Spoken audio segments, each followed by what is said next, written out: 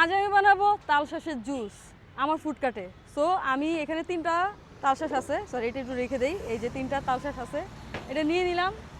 এটার সাথে অ্যাড করব এই যে সুগার। সুগার তো অ্যাড করতেই হবে। এই জুস আপনি কোথায় দেখলেন? হালকা একটু বিট লবণ দিব। কোথা থেকে ভাইয়া? মন গড়া, মনে মনে শিখছি।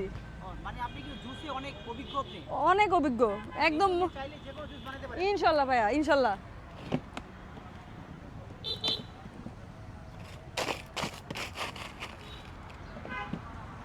রেডি? তো এই যে আমার এটার সাথে তালশাঁসের সাথে অ্যাড করে দিব এই বরফটা। এখন এটার সাথে কি যাবে দেখাই। ইয়া, এটা কি দিচ্ছেন আপু? এটা দুধ দিচ্ছি ভাইয়া, একটু দুধ দিয়ে দিচ্ছি। 100 টাকা করে যেহেতু গ্লাস, কাস্টমারকে তো একটু ভালো মতো বানিয়ে দিতে হবে, তাই না? হ্যাঁ। তো এই যে দিয়ে দিলাম। এখন এটার সাথে পানি যাবে। আপু এই জুস কখনো দেখি নাই। আপনার কখনো দেখেন নাই? এই যে আজকে আজকে আমার ফুডকার্টে দেখেন ভাই।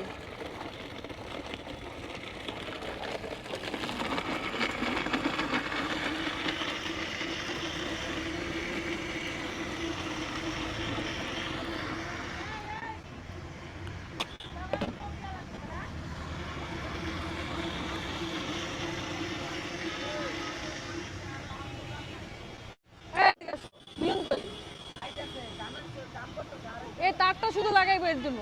প্রত্যেকটা পয়েন্টে কথা বলুন। হয় না জানো তো? কথা বললে এই কথা আপনি আনন্দ শুনে। একটু দেখে নি ঘনত্ব কেমন হয়েছে, হালকা পানি দিয়ে নি, দাঁড়ান। হ্যাঁ। অ্যাটাচ করে দাও। তালশাঁসের যে জুসটা বানাইলাম, এটা কিন্তু এই যে দেখেন কি সুন্দর আসছে। এই যে দেখেন, একেবারে সুন্দর। এটা কিন্তু রেডি হয়ে গেছে। আর এটাকে আমরা এখন সার্ভ করব।